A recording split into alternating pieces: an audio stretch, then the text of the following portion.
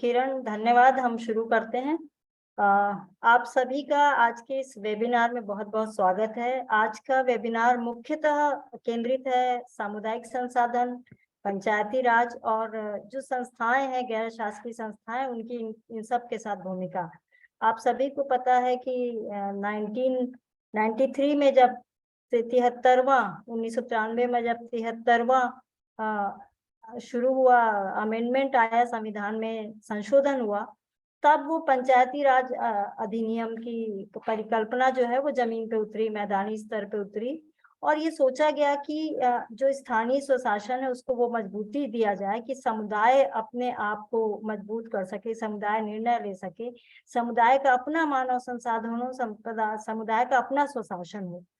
तो 24 अप्रैल की तारीख है जिसमें पंचायती राज अधिनियम के तहत ये दिन, ये दिवस का को एक उत्सव के रूप में, गौरव के रूप में, एक महत्ता के रूप में मनाया जाए कि लगे कि संविधान की इस अधिनियम की सार्थकता लोगों तक पहुंचे और ये सही रूप में आए। आप इतने दिन हो गए हैं, इतने साल हो गए हैं, 1993 की बात, 1993-94 को ये अधिनियम की परिकल्पना हुई और आज आप देखिए आज की स्थिति में क्या है। इसी को लेकर हर साल जब ये दिन में मनाया जाता है, चर्चा आयोजित की जाती है, तो ऐसे ठोस बातों को लेकर आने की परिकल्पना की गई है कि क्यों नहीं सामुदायिक संसाधनों के अराउंड एक बार हम देखें, हम सोचें कि हम कहाँ पहुंचे हैं, पंचायती राज कहाँ पहुंची है, पंचायती राज को जो पावर मिले हुए हैं, जो शक्तियां मिली हुई हैं, जो जिम्मेदारियां मिली हुई है, वो इन सामुदायिक संसाधनों के आसपास है कि नहीं। जब हम सामुदायिक पंचायती राज की बात करते हैं, ग्राम सभा की बात करते हैं, तो 11वीं अनुसूची का उल्लेख करना बहुत जरूरी होता है। 11वीं अनुसूची ने हमें, संविधान की 11वीं अनुसूची ने ये मजबूती दी कि 29 प्रकार के ऐसे विषय दिए हमें, जिन विषयों को लेकर ये सोचा गया कि ये विषय जमीन पे जब उतरेंगे, निम्न सबसे ग्राम सभा स्तर पर, समुदाय के स्तर पर ये विषय जाएंगे और ये उन विषयों को लेकर 3 स्तर पर फंड है, राशि के पैसे के लिए, फंक्शनरीज मानव संसाधन के लिए और कार्य, इन तीनों के उत्तरदायित्व में वो मजबूत हो। तो हम उन विषयों को जब सूचीबद्ध रूप से देखते हैं, मैं आज लगातार इस विषय को देख रही थी, तो लगभग 29 में से 13 से 14 ऐसे विषय हैं जो सामुदायिक संसाधन और प्राकृतिक संसाधन के आसपास है। इसकी बातचीत बहुत लंबी होने वाली है, फिर भी मैं थोड़ा उदाहरण दूंगी। जैसे कृषि विकास और विस्तार, भूमि विकास, भूमि सुधार से लेकर आप देखेंगे वन विकास की बात की गई है। सांस्कृतिक जो नॉलेज है, जो ज्ञान है, उसको सहेजने की भी बात कही गई है।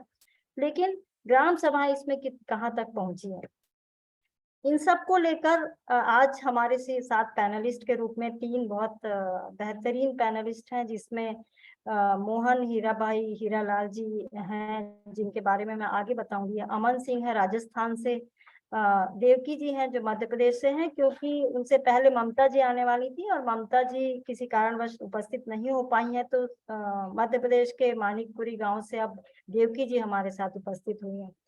इन्हीं सब मुद्दों को लेकर फाउंडेशन फॉर इकोलॉजिकल सिक्योरिटी ने हाल ही में नवंबर 2022 के आसपास एक रिपोर्ट बनाई, और इस रिपोर्ट को बनाने से पहले जो अध्ययन किया गया, लगभग 2 सालों का, दिसंबर 2019 से लेकर नवंबर 2022 तक का एक लंबा 2-3 साल का अनुभव रहा है।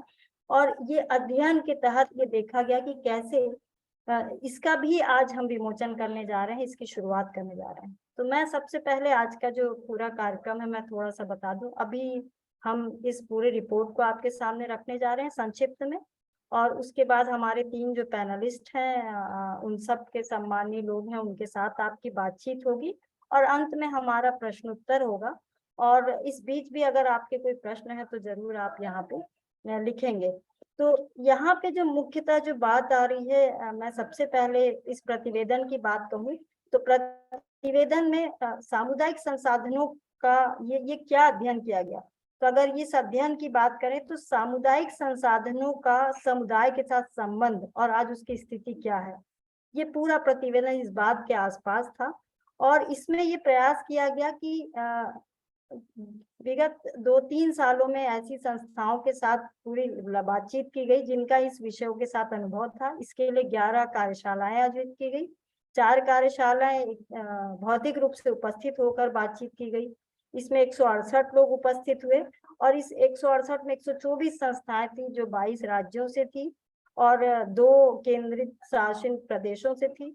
और इसमें बहुत बारीकी से ये देखा गया कि कैसे ये संस्थाएं हैं, उनका अनुभव है, वो कहता है कि संबंध क्या है, उनके अनुभव क्या कहते हैं। ये दिखाता है कि सारे लोग एक दृष्टि से इस बात को समझ सके और सोच सके, इसको लेकर ये प्रयास किया गया। इसमें एक बहुत जो बारीकी से अध्ययन किया गया उसमें था कि समुदाय इन संसाधनों पे कितना निर्भर है और उनकी आजीविका इस पे कैसे निर्भर है। न केवल आजीविका की बात देखी गई, इसके अलावा उनके सामाजिक और सांस्कृतिक अभ्यास इस सामुदायिक संसाधनों पे कैसे हैं, इन कॉमन्स के साथ कैसे निर्भर है। और इसके साथ साथ ही उनका जो स्थानीय जो स्वशासन की पद्धति है, जो व्यवस्था है, वो इस समुदाय के अराउंड कैसे कहता है। और इसमें यह भी प्रयास किया गया कि इस बात का भी सीख और अनुभव आए, सफल कहानियां आए कि वो कैसे संरक्षण और प्रबंधन को लेकर इसमें बात होती है। इसमें यह भी प्रयास किया गया कि इसमें चुनौतियां क्या हैं, इन सामुदायिक संसाधनों को लेकर चुनौती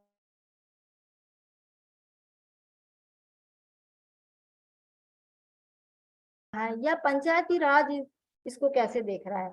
और इसके अलावा ये बात भी एक सुझाव के रूप में इसमें रखा गया है कि जो संस्थाएं इनको पढ़ेंगी, आगे देखेंगी, उन संस्थाओं को ये दिशा मिले कि कैसे इन विषयों को, इन समुदायों को बचाने मिलकर काम कर सकते हैं, सरकारों के साथ बातचीत कर सकते हैं, क्योंकि ये पूरी जो प्रतिवेदन है, इसमें जो तथ्य हैं, जो आंकड़े हैं, ये आपको बहुत सहूलियत देंगे कि आप इसके संरक्षण और प्रबंधन पे बहुत मजबूती से बात कर सकते हैं।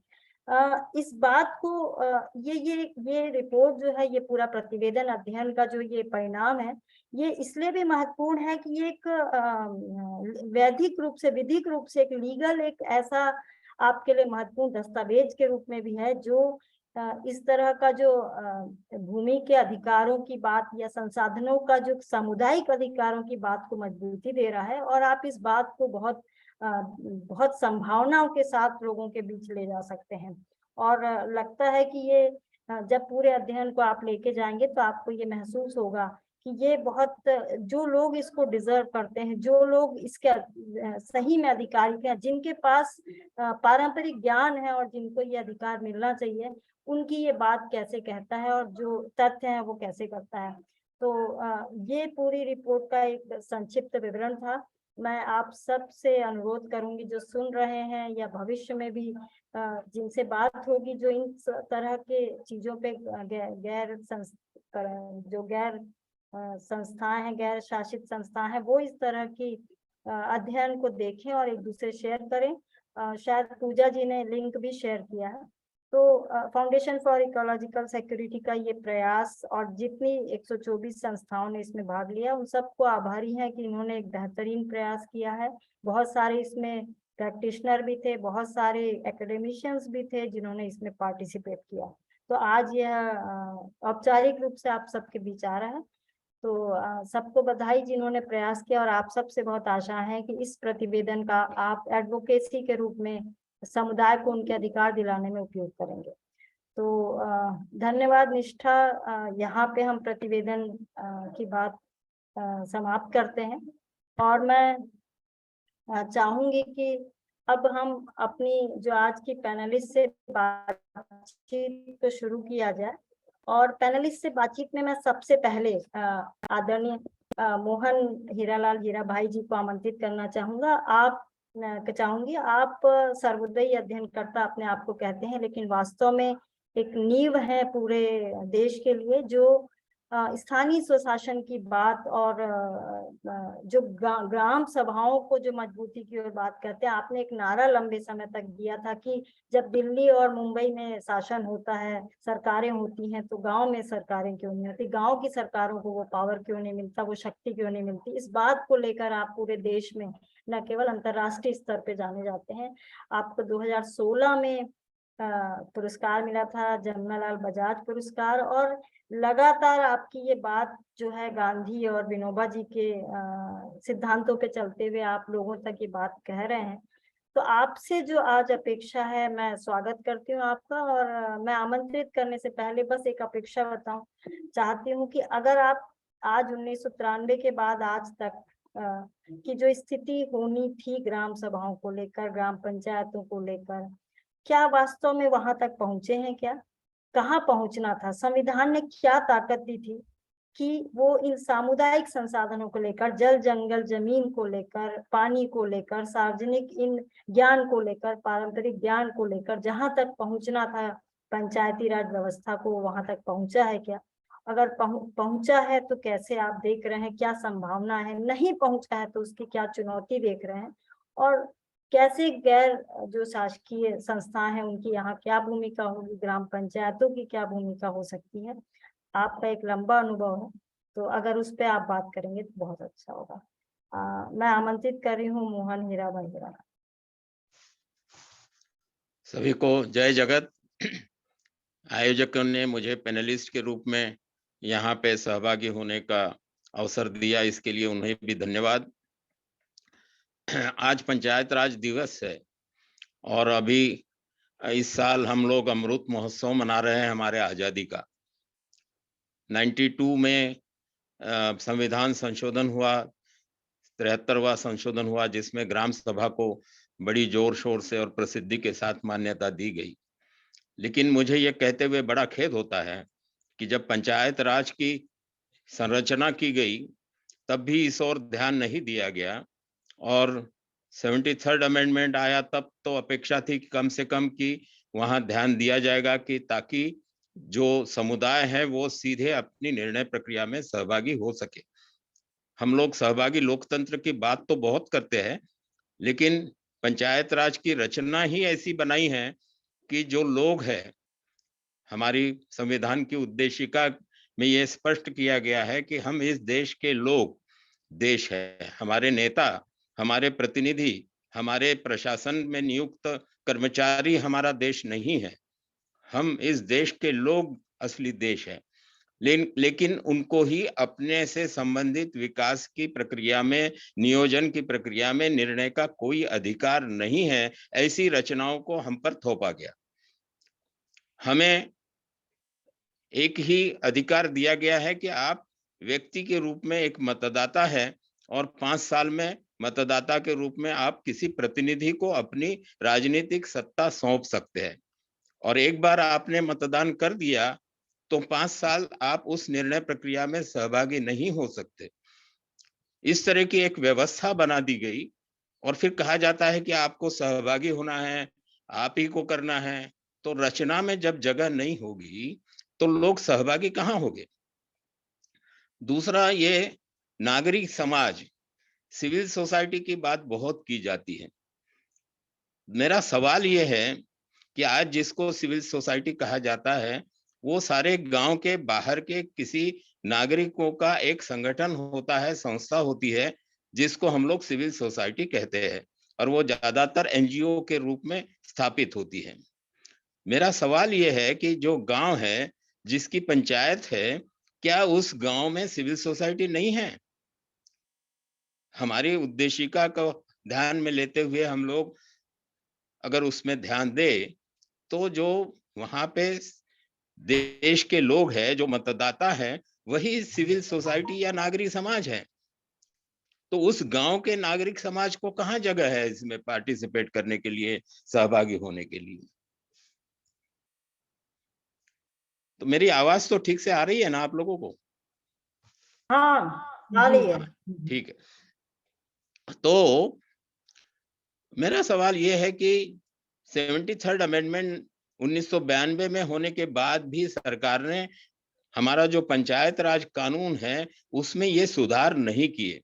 असल में ये होना चाहिए था कि जहाँ पे लोग रहते हैं और अपनी जीवन को जीते हैं, ऐसे पास-पास रहने वाली जो जगह है, जिनको हम लोग गांव कहते हैं, ग्राम कहते हैं, सरकारी व्याख्या में जिसको घोषित किया गया है ग्राम के रूप में, वो असली ग्राम नहीं है। पास-पास रहने वाले लोग जो आवाज देने से भी इकट्ठा हो सकते हैं और जहां पे अपनी बात करने के लिए किसी प्रतिनिधि की जरूरत नहीं है, इतनी संख्या में इतने नजदीक रहने वाले लोगों का समूह ही ग्राम होता है, और उस ग्राम की इकाई को कानूनी रूप से मान्यता ही नहीं है। 1992 में कम से कम इसको मान्यता देकर फिर इन ग्रामों के सर्वसहमति से चुने हुए प्रतिनिधि की पंचायत अगर बनती तो वो बहुत ज्यादा अच्छे से काम कर पाती, सचमुच में सशक्त होती, सक्षम होती। लेकिन ये काम नहीं किया गया, और इसके पीछे के कारण बहुत साफ है कि जो लोग लोगों की सत्ता को इस्तेमाल करना चाहते हैं, उन्होंने ऐसी व्यवस्था बनाई है कि जहां पे सत्ता लोगों के हाथ में ना जाए। लेकिन संविधान हमारा कहता है कि सत्ता तो लोगों के हाथ में है, लोगों के पास में जाना चाहिए। और इसीलिए पंचायत राज कानून में कुछ अच्छी चीजें पहले से है। पंचायत राज के साथ साथ ग्राम पंचायतों के लिए एक शब्द का इस्तेमाल किया गया, वह है स्थानिक स्वराज्य संस्था। हम लोग स्वराज्य की एक ऐसी स्थानिक इकाई है जो अपने स्वराज्य को हासिल कर सकती है। विनोबा जी, गांधी जी के विचार को ले आगे बढ़ाने वाले आचार्य विनोबा जी का नाम आप सब जानते हैं। उन्होंने एक वाक्य कहा था कि पहले हमारा गुलाम देश हो, गांवों का गुलाम देश था, और फिर अब क्या हो गया है कि गुलाम गांवों का स्वतंत्र देश हो गया है। गांव तो हमारे अभी भी गुलाम ही हैं। तो इन गांवों को स्वतंत्र करने के लिए जो इकाई है जहां पे इस स्वराज्य को अनुभव कर सकते हैं लोग, वो ग्राम की इकाई है, वो पंचायत की इकाई नहीं है। पंचायत की इकाई एक प्रातिनिधिक इकाई है, जहां पे लोग जो गांव में नहीं कर सकते उस चीज के लिए पंचायत के स्तर पर अपने प्रतिनिधियों को सत्ता देते हैं, और उसके अलावा फिर राज्य के स्तर पर विधानसभा के लिए अपने प्रतिनिधियों को सत्ता देते हैं, और लोकसभा देश के स्तर पर हम लोग अपनी सत्ता देते हैं। ऐसी रचना हमारे संविधान की होनी चाहिए थी। लेकिन राज्य और लोकसभा के लिए तो मान ली गई, लेकिन पंचायत में असली जो लोगों की इकाई है उसको अनदेखा किया गया। उसको बनाने में एक तरह से व्यवस्था का विरोध दिखाई दिया। लेकिन दूसरी तरफ स्थानिक स्वराज्य संस्था के रूप में पंचायत को स्थापित करते वक्त जिस तरह का प्रावधान किया गया है, तो मैं आप पंचायत के जो लोग हैं, या तो पंचायत को और सक्षम और कारगर करने के लिए काम करने वाले देश के नागरिक हैं, उनसे ये पूछना चाहता हूं कि आज की संविधान और कानून की व्यवस्था में रहते हुए कोई नया कानून बनाने की जरूरत नहीं है। क्या पंचायतें अपने हाथ में जो प्रतिनिधि के रूप में उनको सत्ता मिली है उसका विकेंद्रीकरण खुद कर सकती है?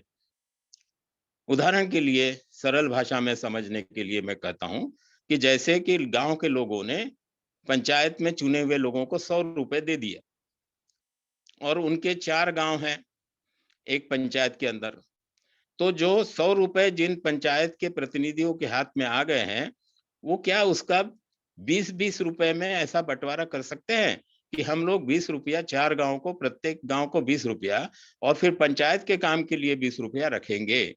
अगर ऐसा निर्णय ग्राम सभा लेती है तो क्या उसके लिए कोई राज्य सरकार या केंद्र सरकार उसको रोक सकती है? तो ये पैसे के बारे में जो बात है वही सत्ता के बारे में बात है। अगर ग्राम पंचायत ये तय कर ले कि हमारे हाथ में दी गई सत्ता, ये जो हमारा पंचायत स्तर पे काम है उसके लिए है, ग्राम सभा के स्तर पे तो गांव के सभी मतदाताओं की बनी हुई ग्राम सभा की जिम्मेदारी होनी चाहिए, और वो जो काम कर सकते हैं वो ग्राम सभा में ही होना चाहिए। फिर वो प्राकृतिक संसाधनों के सामुदायिक प्रबंधन जैसी महत्वपूर्ण चीज हो, अपने विकास के नियोजन की बात हो, या अपने ज्ञान का समझना और उसको आगे बढ़ाने के लिए प्रक्रियाओं की बात हो। ऐसी कई चीजें हैं कि जो ग्राम सभा के स्तर पर ही होनी चाहिए और हो सकती है। तो पंचायत चुन कर आने वाली पंचायत ये कहेगी कि जो ग्राम सभा कर सकती है वो काम हम नहीं करेंगे, वो ग्राम सभा को ही करना चाहिए, और उसके लिए हम उन्हें सशक्त करेंगे, मदद करेंगे। लेकिन जो एक गांव की बात नहीं है, वो 4 गांव की बात है, तो फिर पंचायत की जिम्मेदारी बनती है। आज ये हो गया है कि सारी जिम्मेदारी पंचायत के प्रतिनिधि और पदाधिकारी सरपंच के सर पे आ जाने के कारण वो अपना काम भी ठीक से नहीं कर पाते। और दूसरी तरफ जो देश, हम इस देश के लोग हैं, वो लोग आलसी बन गए हैं। वो लोग मानते हैं कि हमें कुछ करने की जरूरत नहीं है। हमने एक बार वोट दे दिया, आपको चुनकर ला दिया, तो आप सारी जिम्मेदारी आपकी है। हमारे घर के सामने की नाली साफ हुई या नहीं हुई, ये भी आपको देखना है। हमारे गांव के रास्ते में अगर बल्ब टूट गया है, फूट गया है, तो वो भी आप ही का काम है। हमारे गांव की सफाई ठीक से हो रही है, नहीं हो रही है, तो वो भी सरपंच का काम है। और सरपंच उस बोझ में डूब गया है और लोग कमजोर हो गए हैं। इसका सबसे बड़ा परिणाम ये हुआ कि जो हमारा देश है, हमारे देश के लोग हैं, वो खुद ही अपनी सत्ता को 100% प्रतिनिधि को सौंपकर कमजोर हो गए हैं। अब उसे में बदलना चाहिए कि लोगों ने कहना चाहिए कि अब हम हमारी पूरी सत्ता प्रतिनिधि को नहीं देंगे, ग्राम सभा के स्तर पर अपनी सत्ता को अपने पास रखेंगे, और जहां पे हम नहीं काम कर सकते, ऐसी पंचायत, पंचायत समिति, जिला परिषद, विधानसभा और लोकसभा की सत्ता प्रतिनिधि को देंगे। अब ये इसके लिए लोग जागरूक नहीं है। उन्हें जागरूक करने का काम ये ग्राम पंचायतें कर सकती है। जो सशक्त, जागरूक और ऐसा करने की इच्छा रखने वाला नेतृत्व अगर है, तो कानून के दायरे में वो इस तरह का प्रस्ताव चुनकर आई हुई प्रातिनिधिक पंचायत की मीटिंग में कर सकती है कि ग्राम पंचायत की इस पहली मीटिंग में हम ये प्रस्ताव पारित करते हैं कि हर ग्राम सभा के स्तर पर इन कामों के लिए उस ग्राम के सभी मतदाताओं की मिलकर बनी हुई ग्राम सभा को हम निर्णय लेने का अधिकार को मान्यता देते हैं।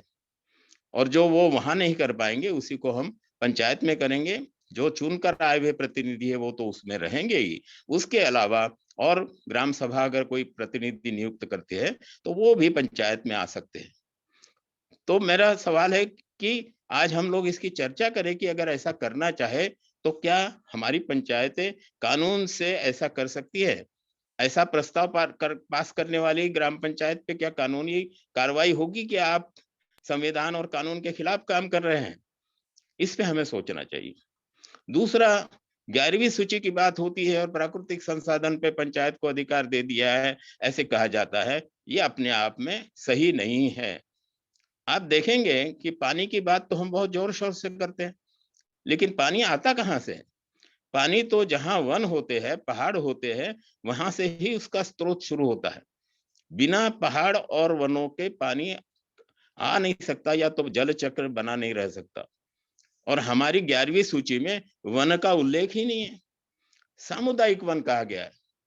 और हमारे शहरी नागरिक समाज के लोग समझते हैं कि सामुदायिक वन है तो वन हो गया। ये बड़ी गलती है। सामुदायिक वन तो व्याख्या के ही रूप में ऐसा है कि जहां पे वनेतर जमीन पे वन का काम होता है, जो नॉन फॉरेस्ट लैंड पे फॉरेस्ट का काम होता है, उसको सोशल फॉरेस्ट्री कहा जाता है, और उसी को पंचायत के 11वीं सूची में लिखा गया है। असली वन जो है, जो फॉरेस्ट लैंड है, उसको पंचायत के अधिकार से निकाल दिया गया है। तो क्या हम पंचायतें इसको अपने अधिकार में खींच कर ला सकती है? हमारी जो नोट भी बनी है आज की, उसमें अन्य कानून का तो उल्लेख है, लेकिन जो ये कर सकता है, उस FRA, forest right act, one अधिकार कानून का नाम भी हमने नहीं लिखा है।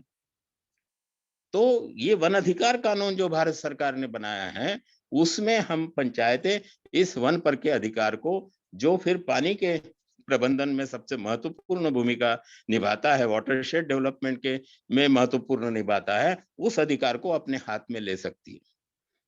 दूसरा एक कानून आज भारत सरकार का है, वो है जैव विविधता अधिनियम 2002।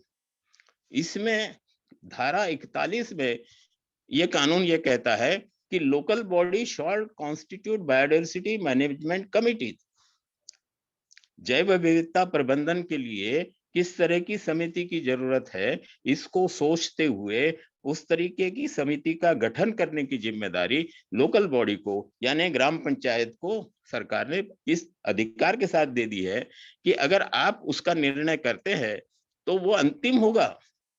उदाहरण के लिए, अगर कोई पंचायत इस तरह की छोटी छोटी ग्राम सभाओं की इकाइयों को चिन्हित करती है और उन्हें सारे मतदाताओं की बनी हुई ग्राम सभा को जैव विविधता प्रबंधन समिति के रूप में मान्यता देती है। और जैसे अभी का उदाहरण मैंने लिया कि एक गांव है जहां पे 4 ऐसी ग्राम सभाएं हैं छोटी छोटी, उन 4 ग्राम सभाओं को भिन्न भिन्न वन अधिकार समिति, जैव विविधता प्रबंधन समिति के रूप में पंचायत अगर एक बार मान्यता दे देती है तो राज्य सरकार या केंद्र सरकार की अनुमति की जरूरत नहीं है।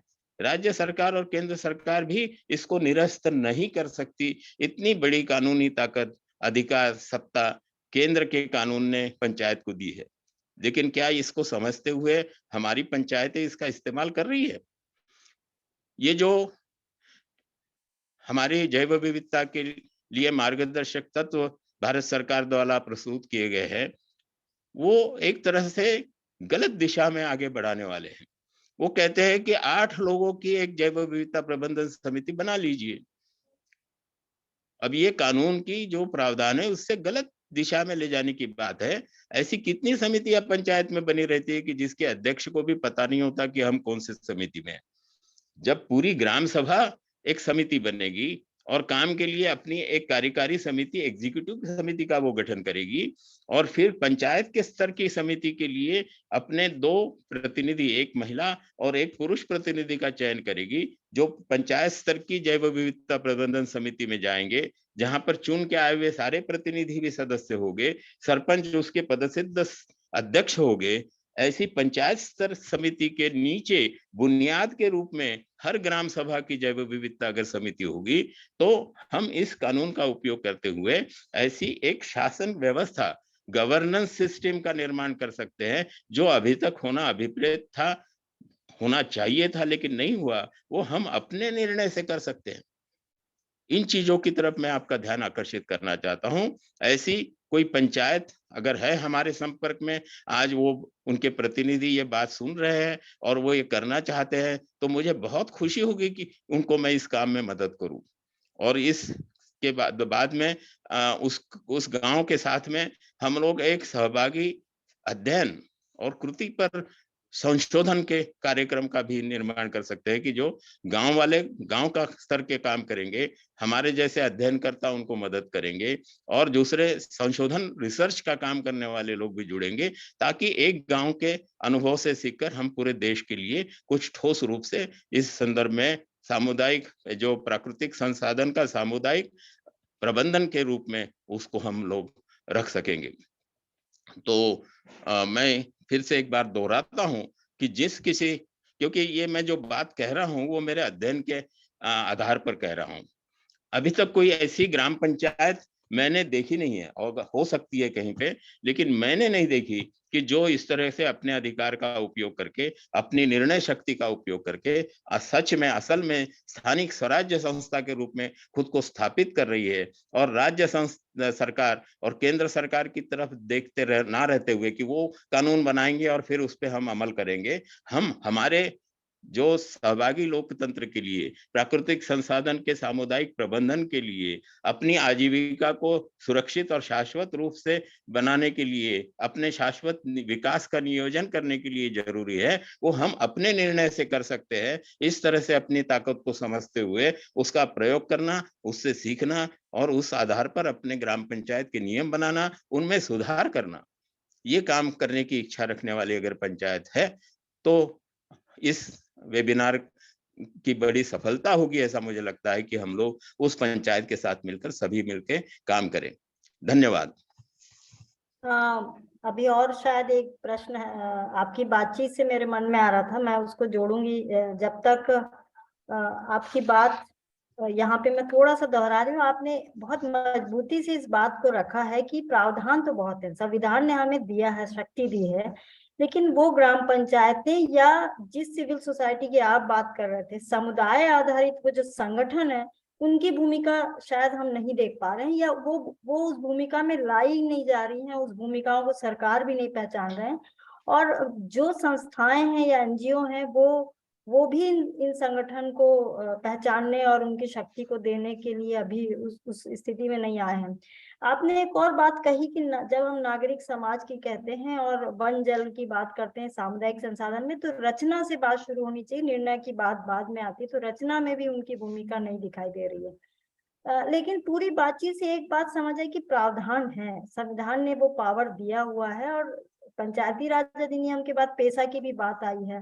पेशा के बाद आपने जो बात कही, मैं भी सहमत हूँ कि वन अधिकार अधिनियम है जो 2006 में आया, उसमें उन्होंने ग्राम सभा को वो और अधिक मजबूती दी, जिससे वो प्राकृतिक संसाधन के दायरे में बातचीत कर सके, ज्ञान को लेकर, पारंपरिक ज्ञान को लेकर बातचीत। लेकिन मेरा एक सवाल आपसे है, बाकियों का भी सवाल होगा कि ऐसा क्या है कि आज भी आप एक भी ग्राम पंचायत या ग्राम सभाएं वैसी नहीं देख पा रहे हैं? क्या चुनौती आएगी अगर कोई ग्राम पंचायत ऐसा करना चाहती है? अभी हम देवकी जी से आपके बात सुनेंगे ही कि वो क्या कर रही हैं, लेकिन आपको क्या लगता है ऐसी क्या चुनौती है, क्या ऐसे खतरे हैं, क्या ऐसी मुश्किलें आ रही हैं जो वो इस रूप में ग्राम पंचायतें नहीं आ पा रही हैं? क्या मुझे अभी जवाब देना है?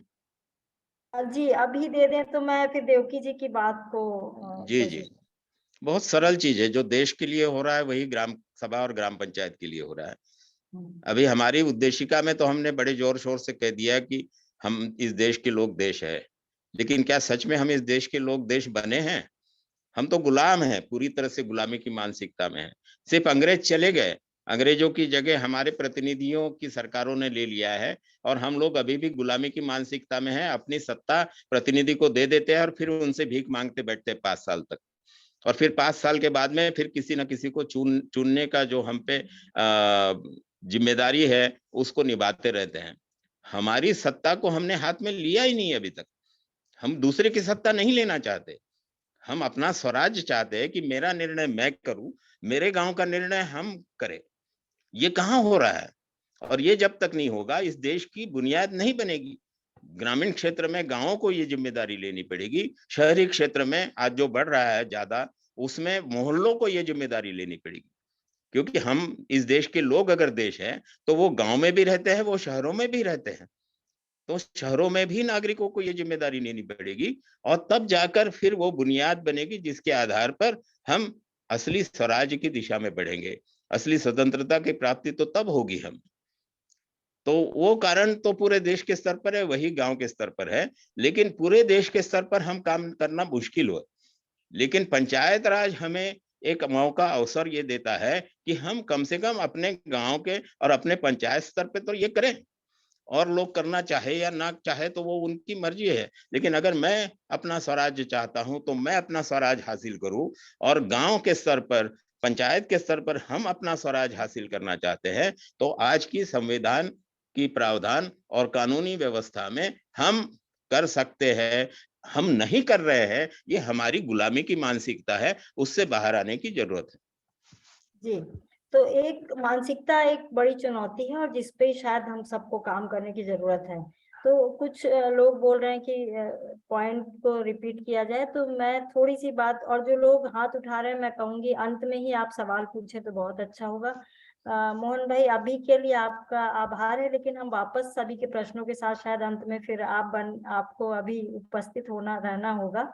तो जो मोहन भाई ने बहुत बात कही है कि ग्राम पंचायतों के अंदर ग्राम सभाएं हैं और उनके उनके भी प्रतिनिधि होने चाहिए ग्राम सभाओं के, जो उनकी भी एक संगठन होनी चाहिए जो अलग अलग मुद्दों पे गहराई से काम करे, केंद्रित होके काम करे और बात को पहुंचाए।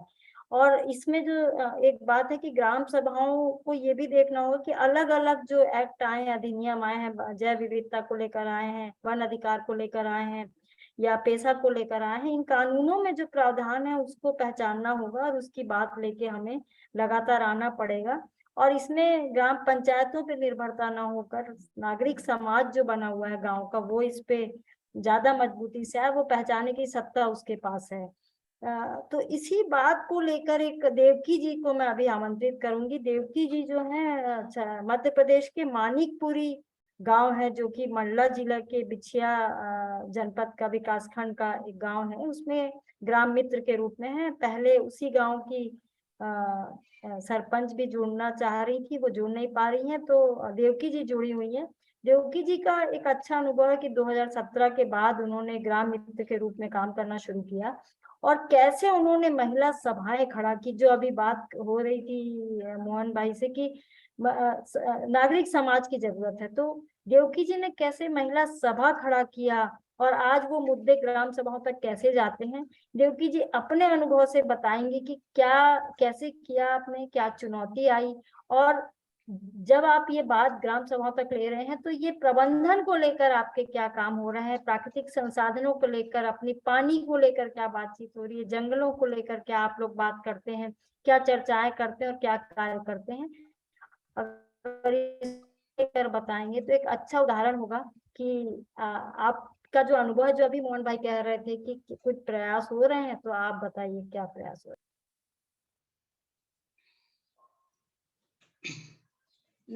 नमस्ते मैम। नमस्ते। सबको बताइए, यहाँ 80 लोग आपको सुन रहे हैं और बहुत खुशी की बात है कि, तो आप बिल्कुल अच्छे से बताइए अपनी बात को, ठीक है। मेरा नाम देवकी उइके है, मैं ग्राम मानिकपुर रैयत की रहने वाली हूँ और मेरा मंडला जिला है और ब्लॉक बिछिया, पोस्ट ककैया। और हमारे गांव से जुड़ा हुआ कान्हा एरिया से जुड़ा है मैम हमारे गांव, और पहाड़ी क्षेत्र से हूँ मैं। और हमारे गांव में सबसे ज्यादा बैगा परिवार भी हैं और एसटी भी हैं, आदिवासी भी हैं, और ज्यादा महत्व तो बैगा परिवार ज्यादा है हमारे क्षेत्र में। तो मैं 2017 से ग्राम मित्र के रूप में जुड़ी हूँ मैम और काम कर रही हूँ। 2017 से तो मैं जुड़ी थी और मैं काम कर रही थी, तो मुझे बहुत परेशानी गई। लोगों के साथ बातचीत ढंग से नहीं कर पाती थी मैं, और ज्यादातर उनके सामने भी बात करने में हिचकिचाहट होती थी मुझे। फिर गांव में घूम के मैं परिवार सर्वे किया, हर परिवारों का सर्वे करी कि एक परिवार में कितने परिवार हैं करके, और अपना उनको परिचय भी बताई कि मैं अपने गांव में समिति बनी है, समिति के माध्यम से ग्राम मित्र के रूप में मैं काम करूंगी। आप हमारे गांव में जो भी समस्या होंगी तो हमारा एक बैठक होगा जिसमें हम लोग बातचीत करेंगे और वो समस्या को हम आगे तक लेके जाएंगे। ऐसा मैं सभी जगह में घर घर जाकर के एक बार अपना परिचय दी और जान पहचान बनाना शुरू कर दी। और फिर सर्वे करने के बाद फिर मैं बैठक करने लगी। तो बैठक करती थी तो महिला नहीं आते थे बैठक में मेरे, तो भैया लोगों को भी बुलाती थी, क्योंकि दीदियों को डांटते थे भैया कि कहाँ जाते हो, फालतू बात करते हो, काम धंधा नहीं दिखता, ऐसा भैया लोग चिल्लाते थे। तो हम भैया को भी बुलाने लगी, फिर भैया और दीदी दोनों को बुलाने लगी। फिर भैया सुनते थे उनको। अब महिला लोग नहीं बता पाते थे भैया लोगों के सामने कि उनकी घर की समस्या एक से एक बातें, तो फिर मैं बीज उपचार के बारे में बताती, कभी बीज अंकुरण के बारे में बताती, फिर कीटनाशक दवाई के बारे में बताती। तो भैया लोग कहते कि ये तो दीदियों का काम है, ये तो दीदी लोग करेंगे, तो फिर हमारा क्या काम है, यहाँ तो दीदी लोग बैठेंगे, वही बनाएंगे सबसे ज्यादा, ऐसे करके। तो फिर दीदी लोगों को भेजने लगे भैया कि हमारा काम नहीं है तो आप लोग बैठो करके। फिर जब हम महिला महिला एक साथ बैठने लगे तो मैं अपने आप से शुरुआत करने लगी कि मैं अपना घर के बताने लगी, मेरा जो समस्या था वो बताने लगी दीदियों को। तो दीदी लोग भी अपने अपने जो समस्या होता था वो बताते थे, और मैं सभी महिलाओं को बुलाती थी। जो विधवा महिला होती थी उनको भी बुलाती थी, बूढ़ी महिला होती थी उनको भी बुलाती थी, जो ज्यादा बोल नहीं पाते थे वो महिलाओं को तो ज्यादा बुलाती थी, या तो फिर उन्हीं के घर में जा करके बैठ जाते थे हम लोग, मैं और दीदियों को लेकर के। तो हम लोग अपने घरेलू समस्या, सामाजिक समस्या, ये हर बार मतलब ऐसा ही बैठते बैठते बैठते ऐसा 2-4 महीने हो गया।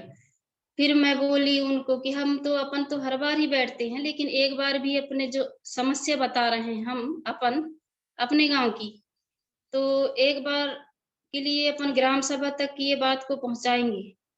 तो मैं खुद आगे पीछे होती थी, डरती थी। गए, बहुत हिम्मत करके गए फर्स्ट बार हम लोग ग्राम सभा में, आवेदन रखे।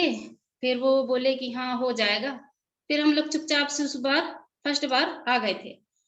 फिर हमारा उस आवेदन का मतलब महत्व नहीं हो रहा था, तो फिर हम लोग महिला सभा करने लगे। महिला सभा में बैठक कर रहे थे, तो फिर से वही बात दोहराने लगी कि हमारे गांव की जो समस्या है, जैसे चौक बारसा में हम कपड़ा देते हैं और शादी में बर्तन देते हैं, और शादी चौक छठी में जो हमारा खर्चा लगता था, दारू महुआ का दारू पीते थे, वो ज्यादा लगता है। फिर निशा होने के बाद लड़ाई झगड़ा होता है, परिवार में लड़ाई झगड़ा होता है, तो हम इसको कैसे बंद करेंगे और हमारा खर्चा कैसे कम होगा? तो फिर ये खर्चा कम कराने के लिए हम क्या करें? तो फिर हम मेरे 3 मोहल्ला हैं, जिसमें 3 मोहल्ला में बैठा करती हूँ मैं। तो तीनों मोहल्ला में हम ऐसा ही बात चलने लगा हमारा तीनों मोहल्ला में। अब ऐसे बात चलते-चलते फिर हम सोचे कि जब तीनों मोहल्ला में एक ही प्रकार की बात चल रहा है, तो क्यों ना इस बात को बड़ा रूप लेकर के हम ग्राम सभा तक के लेके जाएँ और तीनों मोहल्ला की महिलाएँ एक साथ हो जाएँ, तो अच्छा होगा। ऐसे तो हम लोग तो पहले महिला ग्राम सभा किए, और महिला ग्राम सभा किए, और महिला ग्राम सभा में वहाँ तीनों मोहल्ला की जो समस्या था, वो समस्या को एक साथ जोड़े, तो एक ही प्रकार की समस्या निकल कर आई। दहेज प्रथा बंद करना और नशा मुक्ति का। तो इस इतना बड़ी बात को हम कहाँ लेके जाएँगे? अब तो ग्रामीण सभा तक के लेके जाएँगे। तो उसको हमने अ, वहाँ हमारे महिला ग्राम सभा की एजेंडा रजिस्टर में हमने लिख लिया। अब वहाँ लिख लिए, और पहले 2018 में हमारे ग्राम पंचायत में पुरुष थे, तो जब ग्राम पंचायत में ग्राम सभा हुई, तो हम इस बात को लेकर के वहाँ पर गए कि करीबन 40 महिला हम लोग गए वहाँ पर, आवेदन बना लिए, सरपंच महोदय के नाम से एक आवेदन बनाए हमने और वहाँ गए। और बहुत सारे महिलाओं को देख कर के पुरुष भी थोड़ी अकबका गए थे कि इतने पहली बार इतना महिला कैसे आए हैं ग्राम पंचायत में। तो हम लोगों के लिए दरी-वरी बिछाए, बढ़िया हम लोग बैठे। फिर ग्राम पंचायत एजेंडा चली, उसके बाद फिर लास्ट में आजीविका वाली जो गाँव की एजेंडा चलने लगी। फिर हम अपना आवेदन सरपंच को दिए और खड़े होकर बोले कि जो भी ये हमारा आवेदन है, जो हम बोलेंगे वो हमारा बात एजेंडा में आना चाहिए और इस बात में फॉलो होना चाहिए। इस ये 3-4 गाँव के 5 गाँव के लोग यहाँ पर बैठे हैं, तो ये सभी गाँव के लिए अच्छा है ऐसे करके। हमारे एक की समस्या नहीं है, ये हमारी सभी लोगों की समस्या है। जो बड़े आदमी हैं वो तो कर लेते हैं, हमारे जो गरीब परिवार हैं, बैगा परिवार हैं, वो कहाँ से कैसे करेंगे इतनी खर्चा। जो हम धीरे-धीरे हमारी खर्च तो बढ़ते जा रही है। शादी करेंगे तो बर्तन डालेंगे, और बर्तन डालेंगे, पैर धुलेंगे तो उनको कपड़ा देना होता है, और कपड़ा भी देंगे और उनको दारू भी पिलाएँगे और खिलाएँगे-पिलाएँगे, वो हमारा डबल खर्चा होता है। तो ऐसे करके तो ग्राम सभा में हमारे बात को वहाँ ने बहुत लोगों ने विचार किया, सरपंच ने भी किया, और ग्राम सभा में जो अध्यक्ष बनाते हैं, ग्राम सभा अध्यक्ष, उनने भी इस बात में बहुत अच्छी विचार दिए हमको कि इस बात को आगे तक ले जाना चाहिए, और 5 गाँव के जो सदस्य बैठे हैं, इस बात को मंथन करो, विचार करो, इसको वास्तविक में बंद हो जाना चाहिए कि हमारी आने वाली पीढ़ी धीरे-धीरे सुधरेगी। अगर हम अभी से सुधार लाएँगे तो हमारे आने वाली पीढ़ी में सुधार आएगी, तो धीरे-धीरे बंद करेंगे। ऐसा हमारी बात को वहाँ रखा गया और प्रस्ताव भी लिखे थे वहाँ, वो भी पारित हो गया, और उसी साल से 2018 से धीरे-धीरे करते-करते मतलब बहुत 2019 तक बहुत कपड़ा देना बंद हो गया, और जो शादी में दारू देते थे, वो बंद हो गया, और बर्तन भी देना बंद हो गया, लड़की को हल्का-फुल्का देते थे। फिर भी हमें संतुष्टि नहीं मिली, तो फिर दोबारा चुनाव हुई तो हम बोले कि हमारी बात तो जेंट्स अच्छा से सुनता नहीं है, तो हम अब अपने ही महिला सभा की दीदी को हम सरपंच बनाएँगे। एक ही प्रण कर लिए हम लोग, पूरा हर मोहल्ला में बैठक होती थी तो एक ही दीदी की बात करते थे कि ये आज आप हमारे बीच में सरपंच बनोगे तो हमारे लिए, हमारे गांव के विकास के लिए काम करोगे, और हमारी हर बात आप सुनोगे। ये दीदी को हमने बताए, तो दीदी कहती है हाँ करूंगी, आप लोगों का सपोर्ट रहेगा तो मैं आप लोगों का बराबर साथ दूंगी। ये हमारी सरपंच दीदी ममता दीदी ने कहा हमको। फिर चुनाव हुआ, फिर हमारे दीदी को हमने सरपंच बनाए, और वो दीदी महिला सभा में हर बार बैठती थी और हमारे साथ हर बार हर कदम पर जाती थी। और चुनाव तो अभी 2022 में हुआ है, 2019-20 में भी, 2020 में फिर एक समस्या आई कि बूढ़ी महिला और परित्यक्ता महिला, जो विधवा महिला होते थे, उनको गांव में रहने से मतलब कई लोग बुरा बुरा सोचते थे, अकेले वो कहीं जा नहीं पाते थे और किसी से ज्यादा बातचीत भी नहीं कर पाते थे। और बूढ़ी महिलाएं जो थी उनको विधवा पेंशन नहीं मिलता था, और बूढ़ी महिलाओं का वो मिलता है पैसा, वो भी नहीं मिलता था। तो हर मोहल्ला में महिला सभा में बैठा करके मैंने दीदियों का उनका अच्छा से नाम पता पूछा। मैं कही माता राम आपको मिलता है कि नहीं? वो कहती कि नहीं मिलता है बेटा, हमको कैसे मिलेगा? तो मैं बोली कि आप महिला सभा की बैठक में आना, अपनी समस्या बताना, और हम सब लोग मिल करके अपनी ग्राम पंचायत तक ये बात पहुंचाएंगे, अपने बात को सरपंच महोदय को बताएंगे। फिर हम लोग ऐसे धीरे धीरे करके हर बार महिला सभा से एक लिस्ट बना के हर मोहल्ला के एक समस्या को बना के एक बड़ा 3 मोहल्ला के एक साथ बैठक करके बड़ा रूप करके बैठक करते थे। और वहां से हमारा जो भी एजेंडा बनाते थे कि हमको ये चाहिए, ये चाहिए, ये भी चाहिए, और इतनी दीदियों के लिए इनको विधवा पेंशन मिलना चाहिए, बूढ़ी महिलाओं के लिए भी पैसा मिलना चाहिए, और ये सारी, और इनका राशन कार्ड में नाम होना चाहिए, इनका बीपीएल कार्ड बनना चाहिए, जिसका बीपीएल कार्ड नहीं होता था तो बीपीएल इनका कार्ड बनना चाहिए। ऐसा हम निर्णय लेते थे, और हम तीनों मोहल्ला के महिला एक साथ बैठ जाते थे और सरपंच और सचिव को बुलाते थे। उनको बोलते थे कि आप लोग लैपटॉप लेके आओ अपना, और प्रस्ताव एजेंडा रजिस्टर लेके आओ, हमारी समस्या आपको सुननी ही पड़ेगी, अगर आप नहीं सुनोगे तो हम आगे कार्यवाही आपका करेंगे। पहले जेंट्स था सरपंच, वो ध्यान नहीं देता था, बहुत कम ध्यान देता था। वो आता था एजेंडे में लिखता था, और उसमें बहुत फॉलो होता था, उसमें एजेंडा में बहुत महिलाओं को मिलता था और कुछ महिलाओं को मिलता भी नहीं था। इसके चलते बहुत परेशान थे हम लोग ये पंचायत तरफ से। फिर धीरे धीरे हमारी जो ममता दीदी हमारे बीच में आई, तो हम ही ने उसको लेके आए, महिला सभा से हम उनको चुने और हमारे बीच में आई। तो आज हमारी महिला सभा की बैठक में दीदी बहुत अच्छा बैठती है, और हर बार जो भी हमारी परेशानी और समस्या आती है हमारे बीच में, महिला सभा से भी हम बात करेंगे और महिला सभा के अंदर भी समस्या आएगी तो वो हमारी बात को सुनती है।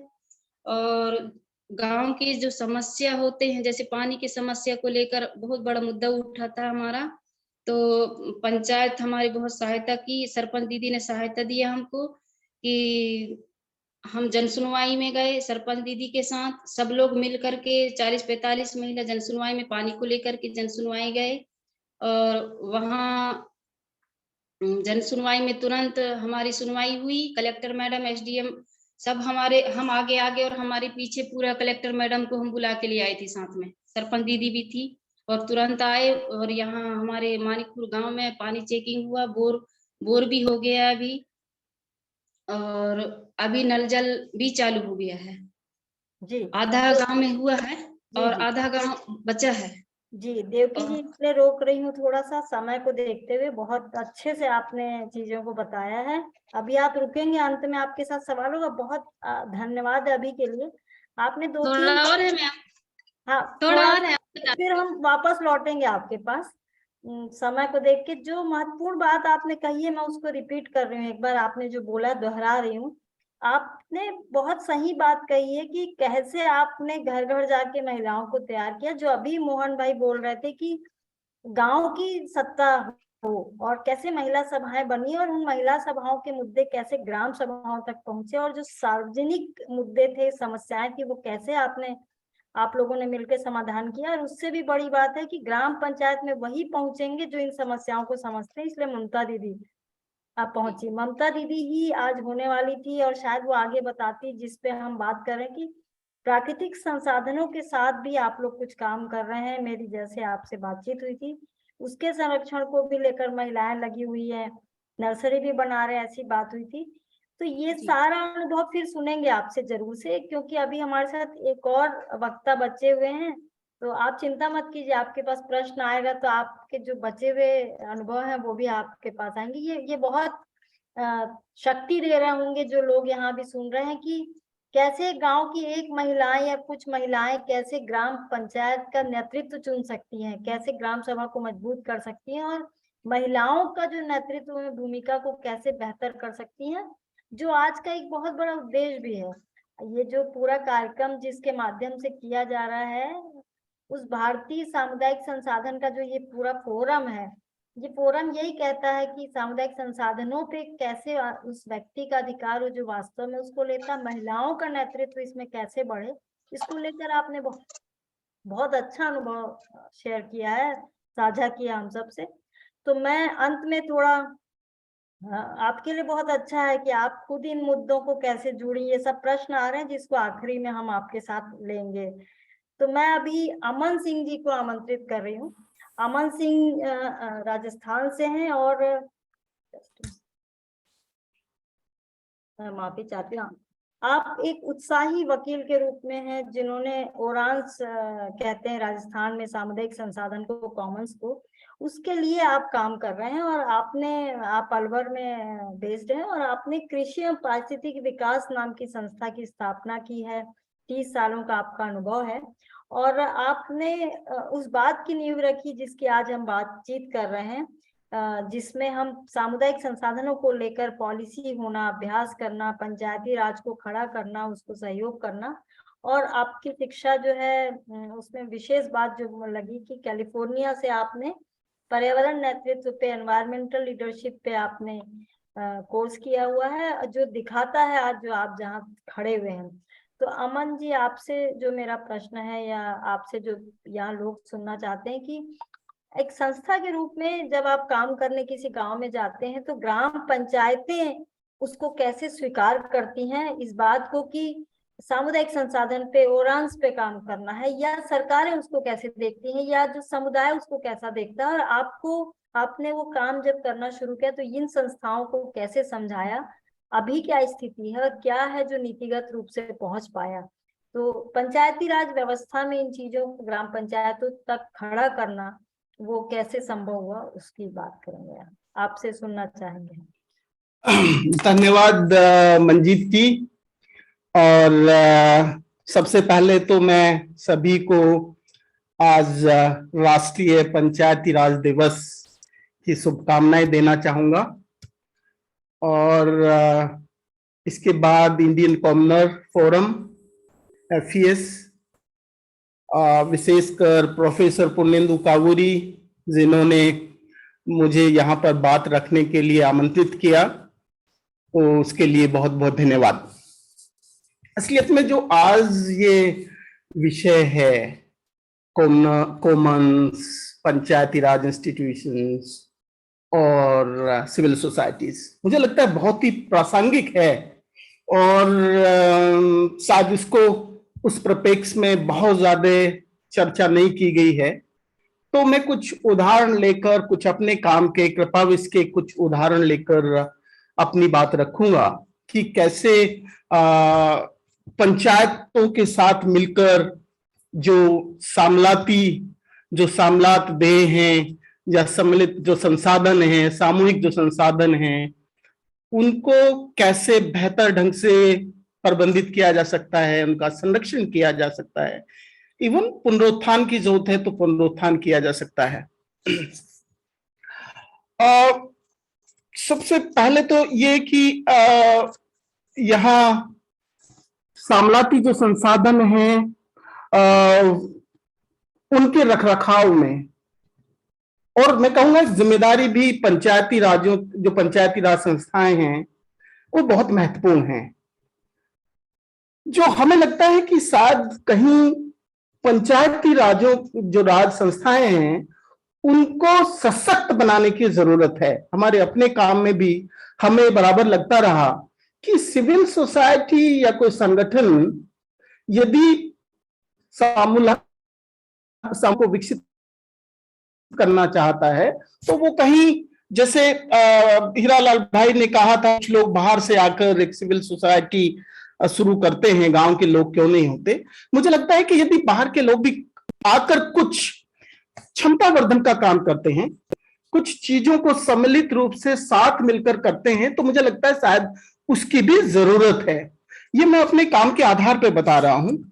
हमने जब ये 2.5 दशक पहले जब कृषि एवं पारिस्थितिकी विकास संस्थान शुरू की, तो हमें तब लगा कि शायद बहुत सारे काम तकनीकी ज्ञान अकेले से हो सकते हैं, लेकिन ऐसा जैसे जैसे हम बढ़े, हमने बहुत सारा अध्ययन शुरू किया, लोगों के साथ भी अध्ययन शुरू किया, कुछ तकनीकी लोग हमारे साथ थे, उसको लेकर भी अध्ययन शुरू किया, और हमने 3 स्तर पर काम शुरू किया।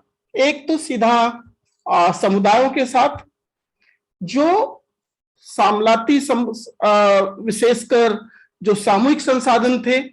सामूहिक संसाधन में तो बहुत सारी चीजें आती हैं गांव में, वहां का तालाब भी आता है, वहां का गोचर भी आता है, वहां के ओरण भी आते हैं, वहां की सामलाती दूसरी तरह के जंगल भी आते हैं, बहुत सारी चीजें आती हैं। लेकिन हमने अपना फोकस रखा कि जो राजस्थान में ओरण हैं, और ओरण मैं कहूंगा कि राजस्थान में एक बहुत ही बड़ा सामलाती संसाधन है। 5% यदि गोचर जमीन को भी मिला दें हम, तो राजस्थान का ज्योग्राफिकल एरिया का 5% जो है वो ओरणों के और गोचर के अधीन आता है। तो आप कह सकते हैं कि एक बहुत बड़ा हिस्सा, एक बहुत बड़ा संसाधन इस राज्य में ओरणों के अधीन है। हम लोग ने 3 स्तर पर इस बात को समझने की कोशिश की। पहला ये कि पंचायतें जो हैं, क्या वो उतनी सशक्त हैं कि आज के हिसाब से अपने जो भी संसाधन हैं या सीमा ज्ञान है, या उनके पास कौन से खसरा नंबर पर या कहां पर होकर वो सामलाती जमीन है, इनको शायद समझने की बहुत जरूरत थी। तो हमने शुरू किया कि जो ओरण थे उनको जीआईएस मैपिंग का काम शुरू किया, कि कैसे इनकी, यदि हमारे पास, यदि गांव के पास, जब मैं कह रहा हूं हमारे पास, यदि गांव के पास वो ज्ञान है कि उनका ओरण या उनकी दूसरी सामूहिक संसाधन कहां पर होकर हैं, कौन से खसरा नंबर पर हैं, उनकी लोकेशन क्या है, उनके नक्शे कहां पर होकर हैं, तो मुझे लगता है कि उनके पुनरुत्थान का काम ज्यादा इजी रहेगा। पंचायतों के लिए भी वो ज्यादा इजी रहेगा, क्योंकि कई बार हमने देखा, यदि हम गांव में पंचायतों से पूछते हैं, इवन कई बार पटवारी भी पंचायतों की मीटिंग में होते हैं, हमारे साथी पूछते हैं कि अमुक गोचर या अमुक ओरण का कौन से खसरा नंबर है या कौन सी जगह स्थित है, तो कई बार ये सूचना, ये जानकारी गांव के पास पंचायत में नहीं होती। फिर क्या होगा, फिर आपको उनके खसरा नंबर ढूंढने पड़ेंगे। कुछ पुराने जो लोग हैं गांव में, जिनको उनका ज्ञान है, सीमा का ज्ञान है, उन लोगों के साथ बैठना पड़ेगा, और फिर जो जीआईएस एक टेक्निक है उसका इस्तेमाल करते हुए सैटेलाइट इमेजरीज के माध्यम से आप तय करके बता सकते हैं कि कहां ओरण है। और केवल यही नहीं, उसमें हम लोग ये भी देखते हैं कि कितना डिग्रेडेशन है, कहां पर उसमें लोगों ने एनक्रोचमेंट किया है, और वो एनक्रोचमेंट केवल एक तरह का नहीं होता। इस तरह की सामूहिक जमीन पर कई तरह के एनक्रोचमेंट होते हैं। लोकल, यदि खान माफिया, बहुत सारी जमीन जहां उनको कोई अलॉटमेंट नहीं होता, खान शुरू हो जाती हैं ऐसी सामलाती जमीन पर। बहुत सारे इवन किसान अपने खेत को धीरे धीरे उस ओरण के अंदर बढ़ा लेते हैं। तो इस तरह की एक्सरसाइज करने से, ये मैपिंग एक्सरसाइज करने से पंचायतों को एक तरह से सशक्तिकरण होता है, और उनके पास एक टूल होता है कि अच्छा, हमारी ओरण पर कितना कब्जा है, या हमारी ओरण में कौन कौन सी अवांछनीय गतिविधि चल रही है।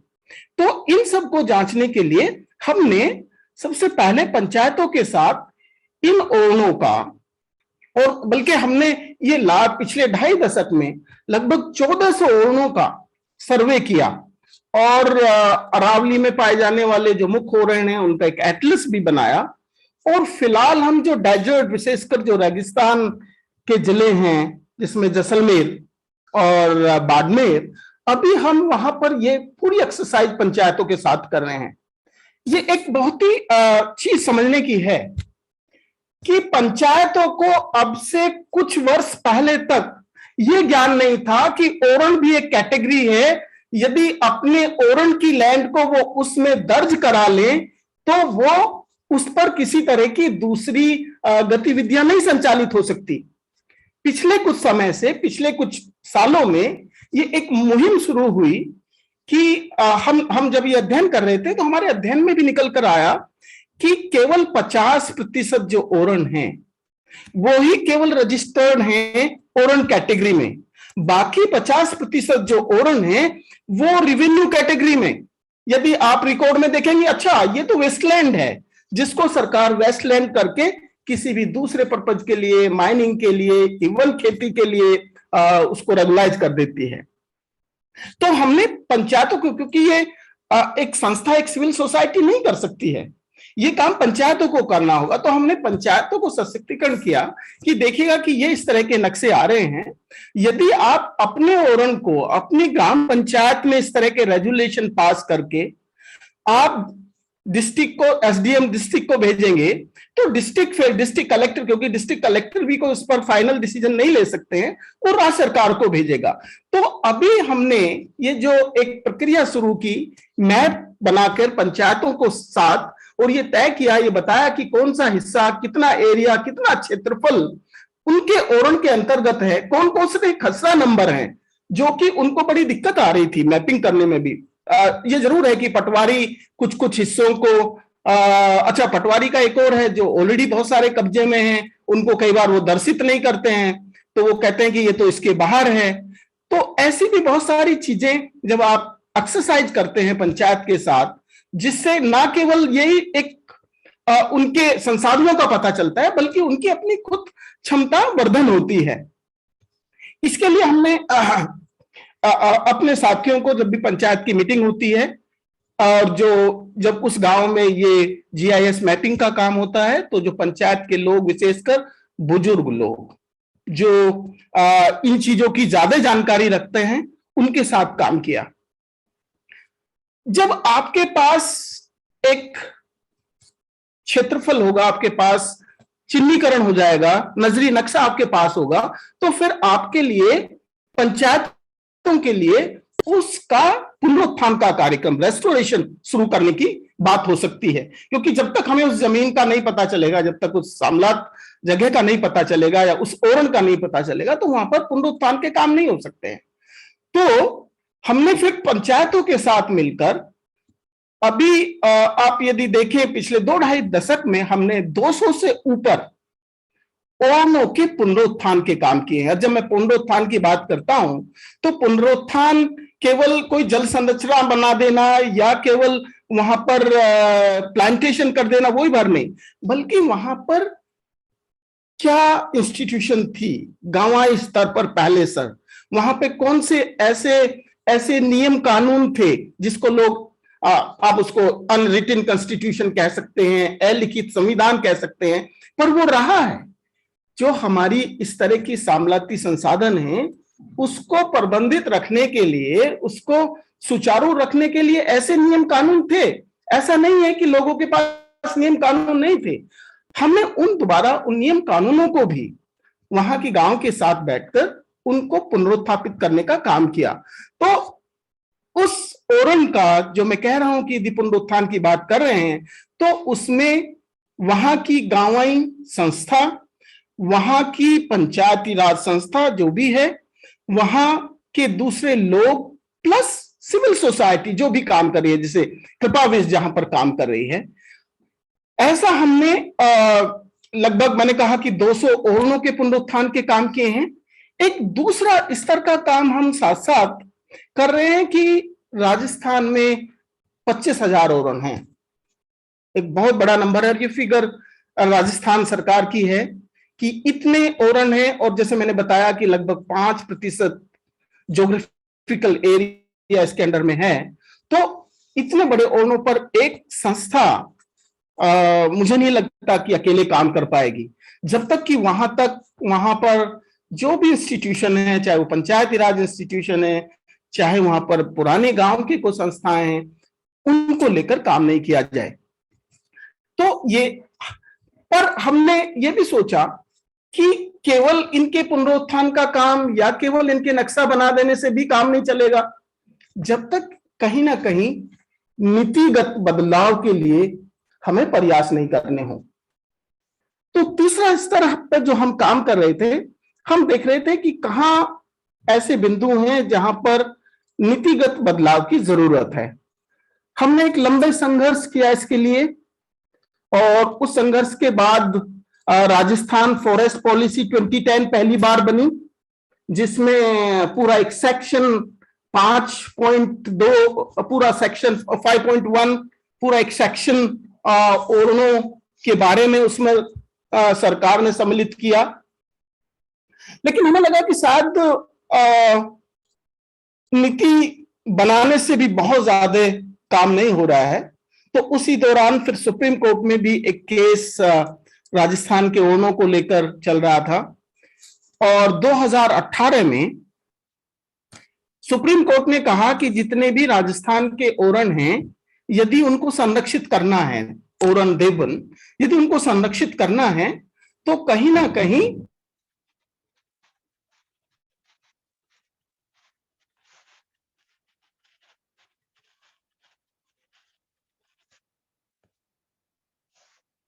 शायद अमन जी का आवाज कट गई है, वो नेटवर्क का इशू होगा। हेलो।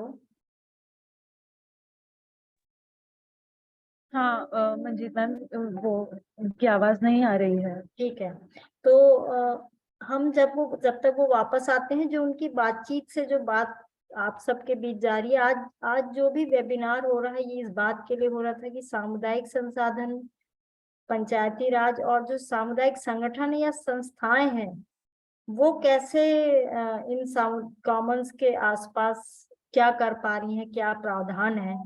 तो पहले हमारी जब बातचीत शुरू हुई थी, तो यहाँ से बात शुरू हुई थी कि प्रावधान क्या है। फिर देवकी जी ने बताया कि उन्होंने क्या प्रयास किए हैं पंचायतों तक, और अभी अमन जी जो बता रहे थे, उसमें महत्वपूर्ण बात थी कि एक संस्था क्या कर सकती है उन ग्राम पंचायतों को, तो तथ्यों के साथ, तकनीकियों के साथ पॉलिसी तक को इंश्योर करा सकती, सुनिश्चित करा सकती है। एक उन्होंने अच्छी बात कही जो आप सबके लिए शायद बहुत जरूरी है, कि हम अगर किसी पंचायत को मजबूत बनाना चाहते हैं या ग्राम सभाओं को मजबूत बनाना चाहते हैं, तो जरूरी है कि उनको इस तरह का सहयोग करें, उन्हें कैपेसिटेट करें। तो ये एक पक्ष है जो सामुदायिक संसाधन की मजबूती के लिए, कॉमन्स की मजबूती के लिए बहुत जरूरी है। अगर अमन जी नहीं आते हैं तो हम बाकी प्रश्न करेंगे, लेकिन उस बीच जो एक जरूरी बात है कि ये जो बातचीत आज हो रही है पंचायती राज को लेकर, ग्राम सभाओं को लेकर, और उस सामुदायिक संसाधन के आसपास कि कैसे हम उनके माध्यम से स्वशासन को मजबूत करके हम इन संसाधनों को बचा पाए, संरक्षित कर पाए, पुनर्जीवित कर पाए और इनका प्रबंधन कर पाए। इसके लिए बहुत सारी योजनाएं हैं, पता नहीं होती हैं। ग्राम पंचायतों को एक विशेष काम की ओर मोड़ दिया जाता है। उन ग्राम सभाओं को ये नहीं पता होता कि जिस पानी की क्राइसिस है वो उनके पास हो सकता है, जिस वन को लेकर वो सोच रहे हैं कि वो संसाधन है वो उनके पास हो सकता है। तो वो सत्ता को लौटाने की आज की बातचीत है, और ये बातचीत आप जारी रख सकते हैं। जिस बैनर के तहत ये बातचीत हो रही है, इंडियन कॉमनर फोरम, उसका लिंक जो है ये अभी शेयर करेंगे, तो आप उस फोरम में ये बातचीत, ऐसे प्रश्न रख सकते हैं, ऐसी बात रख सकते हैं कि ये डिस्कशन ऐसा चले। हमें बहुत जरूरत है कि ये डिस्कशन चले, नहीं तो पूरे देश में जो शुरू में जो रिपोर्ट दी गई है कि लोगों की नजर से, संस्थाओं की नजर से, सामुदायिक संगठनों की नजर से कैसे वो सामुदायिक संसाधनों की क्या स्थिति है, उनका क्या दृष्टिकोण है, तो जो फैक्ट दे रहे हैं वो थोड़े डरावने भी हैं, थोड़े, जबकि एक तरफ देखते हैं कि बहुत निर्भरता है और दूसरी तरफ देखते हैं कि वो खतरे में भी है। तो इसको लेकर हमारी ये बातचीत आगे भी जारी रखे, इसके लिए जरूरी है। अमन जी आ गए हैं, तो लिंक सबसे पहले तो मैं क्षमा चाहूंगा, वो यहाँ से पावर कट हो गया और वो इंटरनेट चला गया, तो मैं अभी अपने मोबाइल पे आया हूँ दोबारा कनेक्ट करके। तो इसके लिए तो मैं ये बात कर रहा था कि शायद जो सिविल सोसाइटीज हैं उनकी आज बहुत बड़ी भूमिका है पंचायतों को सशक्त करने की, उनके साथ काम करने की, केवल सशक्त ही नहीं बल्कि उनके साथ काम करने की। क्योंकि अभी जिस तरह से जो सामलाती जो सामूहिक संसाधन हैं उन पर जिस तरह से बहुत तेजी से अटैक हो रहे हैं, मुझे लगता है कि शायद उतनी ही तेजी से काम करने की जरूरत है। और ज्यादातर क्योंकि जितने भी सामलाती संसाधन हैं वो कहीं ना कहीं ग्राम पंचायतों की जिम्मेदारी में भी हैं, तो इसलिए ग्राम पंचायतों को आगे रखकर सशक्त करके उनके काम करने की जरूरत है। अभी मैं अपनी बात कर रहा था कि हम कैसे ये मैपिंग करके उनको ये कर रहे हैं। दूसरा, हम साथ साथ राजस्व रिकॉर्ड में पंचायतें कैसे अपने ओरणों को, जो 50% ओरण अभी नहीं है, उनको लाने की कोशिश कर रहे हैं। इसके साथ साथ एक और बिंदु जो महत्वपूर्ण समझने का है कि बहुत हम समय समय पे बहुत सारी वर्कशॉप और ट्रेनिंग्स जो पंचायत के लोग हैं या दूसरे गांव स्तर के संगठन हैं उनके लिए भी आयोजित करते हैं। और एक हिंदी में एक लोकल हम देवबनी बात एक न्यूज़लेटर निकालते हैं जो पंचायतों के प्रतिनिधियों के पास, गांव के लोगों के पास वो पहुंचता है।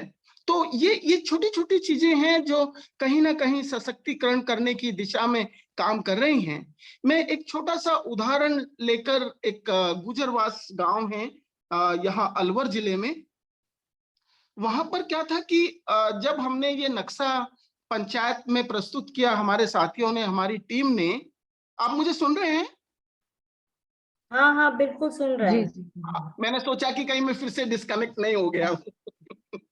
जी, तो जब हमने ये प्रस्तुत किया तो वहां की पंचायत ने कहा कि हमें तो पता ही नहीं है इस पर, इतना बड़ा इतने बड़े क्षेत्र में अतिक्रमण है, एनक्रोचमेंट है, और ये तो लगभग वो 600 बीघा का वहां पर देवबनी ओरन था, उसमें लगभग 150 बीघा जो है वो एनक्रोच में थी।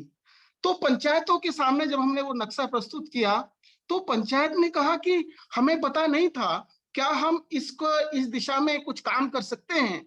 तो आपको ताज्जुब होगा कि विद इन ए मंथ ये तय हुआ कि नरेगा के अंतर्गत एक उस पूरे ओरण के चारों तरफ एक, पहले तो कब्जे छुड़ाए जाए जिन जिन लोगों के कब्जे हैं, और फिर उसके चारों तरफ एक गहरी ट्रेंचिंग खोद दी जाए जिससे कि उसके बाद कब्जे नहीं बढ़े।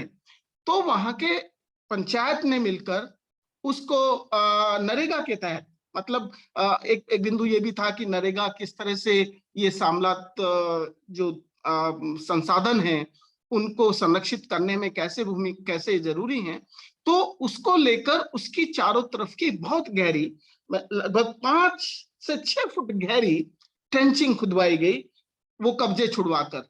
तो ऐसे मैं ये बता रहा हूं कि कैसे हमें सूचनाएं, क्योंकि पंचायतों के पास सूचनाएं भी नहीं होती हैं, पूरी जानकारी भी नहीं होती है, वो बहुत सारे दूसरे तरह के कई बार कामों में भी बिजी रहते हैं। पर हम ये ठीक है कि हम ये मानते हैं कि पंचायतों में भी बहुत बड़ा एक तरह से पॉलिटिक्स होती है और एक दूसरे की टांग खिंचाई होती है, पर हमें लगता है कि कहीं ना कहीं शुरुआत करनी होगी। हम केवल दूर बैठे ये कहते रहे कि नहीं पंचायतें जो है वहां पॉलिटिक्स होती है, वहां काम नहीं होता, शायद मेरा अनुभव थोड़ा हटके है।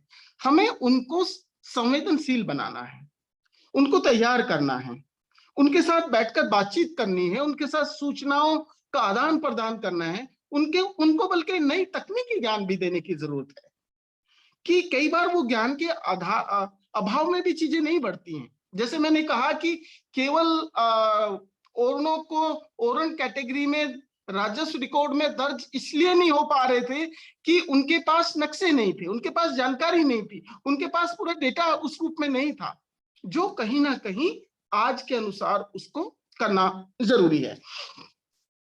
तो क्षमता वर्धन के साथ साथ मैं नीतिगत बदलाव की भी बात कर रहा था कि किस तरह से नीतिगत बदलाव भी बहुत जरूरी हैं। यदि आप केवल उनके रेस्टोरेशन की बात करते रहेंगे तो शायद मेरे विचार से उसका कोई बहुत बड़ा परिणाम नहीं मिलेगा जब तक आप नीतिगत बदलाव नहीं करेंगे।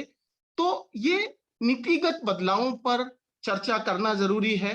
तो मैं बात कर रहा था जब कटने से पहले कि किस तरह से सुप्रीम कोर्ट का ये आदेश आया और उसके बावजूद भी सरकार में बहुत ज्यादा प्रोग्रेस नहीं हुई, तो हमने दोबारा कंटेम्प्ट ऑफ कोर्ट किया कि 4 साल बीतने के बाद भी इस दिशा में कोई बहुत ज्यादा काम नहीं हुआ है।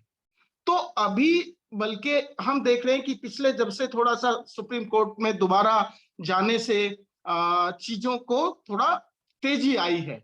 सरकार ने भी इनके डिमार्केशन के काम शुरू किए हैं, हमारे साथ भी लगातार अभी वो संपर्क में है, हमारे से इनकी सेफ फाइल्स ले रहे हैं, ये रिकॉर्ड ले रहे हैं और उनका दस्तावेज मांग रहे हैं, हमारे साथ बैठ रहे हैं।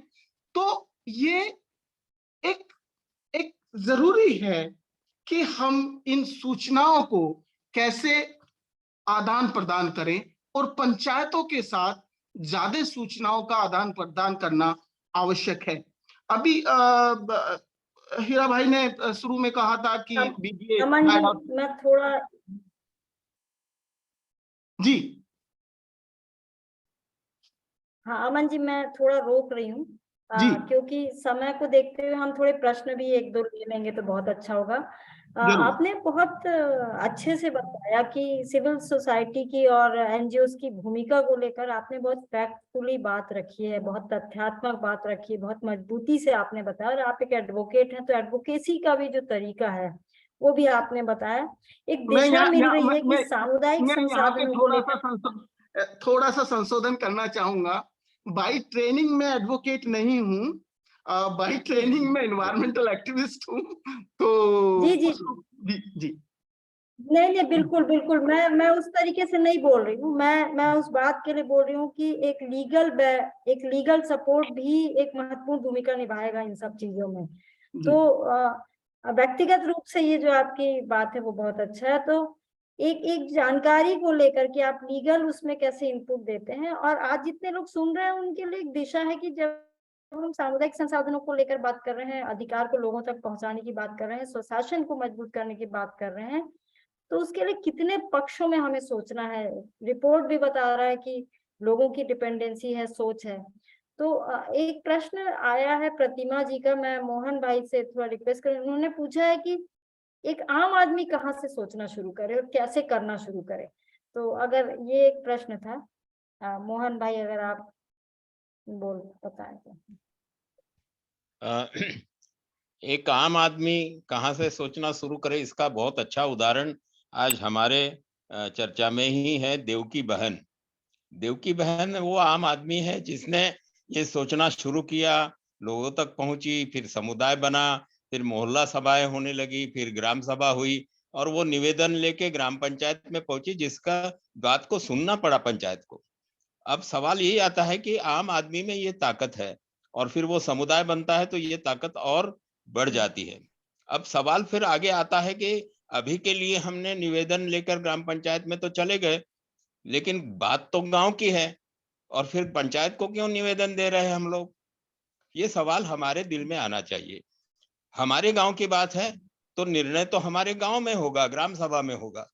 पंचायत के प्रतिनिधि सरपंच आ सकते हैं उसमें अगर आना चाहे, लेकिन उनके हाथ में निर्णय की सत्ता नहीं होगी, हमारे गांव के हाथ में ही होगी। ऐसे एक गांव के साथ मैं लंबे समय से काम कर रहा हूं जिसका नाम है मेंढा लेखा, और उसका नारा है कि दिल्ली और बंबई में, मतलब राज्य में और केंद्र में हमारी सरकार, हमारे गांव में हम ही सरकार। तो ये आम आदमी करने की ही बात है और ये आम आदमी की भूमिका है मैं से हम बनना और फिर हम की ताकत को अनुभव करते हुए अपने स्वराज्य को प्राप्त करना। बहुत बढ़िया। तो उन्होंने प्रतिमा जी आपका भी उत्तर मिला होगा। और एक और बात कही है अमन जी, आप इसको थोड़ा सपोर्ट करें कि हम कैसे किसी ग्राम पंचायत के क्षमता वर्धन करें। सौर्या दास जी ने पूछा है ये कि हम कैसे क्षमता वर्धन करें किसी ग्राम पंचायत का। तो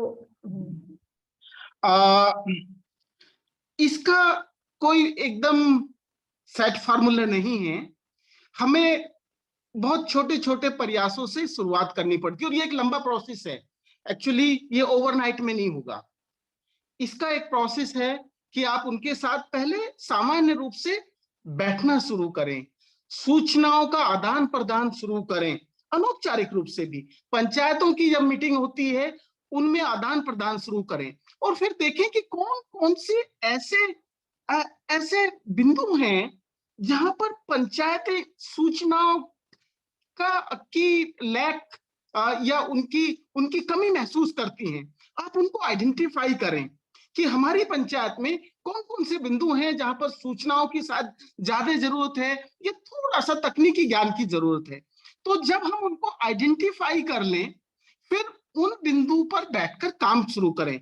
या तो कोई छोटी वर्कशॉप बुला लें या कुछ ट्रेनिंग सेशन आयोजित कर लें और उस ट्रेनिंग में भी वो भी एक पार्टिसिपेटरी तरह का ट्रेनिंग हो। उसमें भी ये बातें रखें कि क्या हम मिलकर, जैसे फॉर एग्जांपल मैं एक उदाहरण लूं कि हमने कोई जीआईएस मैपिंग की, उनकी कोई ट्रेनिंग्स नहीं की, बल्कि उनको इन्वॉल्व करके कि कैसे जीपीएस लोकेशंस लेनी है, हमारे कहाँ ओरन में जाना है, कौन से खसरा नंबर्स हैं, उनको कैसे लेना है पटवारी से, या आजकल ऑनलाइन रिकॉर्ड उपलब्ध है तो ऑनलाइन कैसे उनको लेना है, ये देखना कैसे है कि हमारे ओरन दर्ज है क्या नहीं है।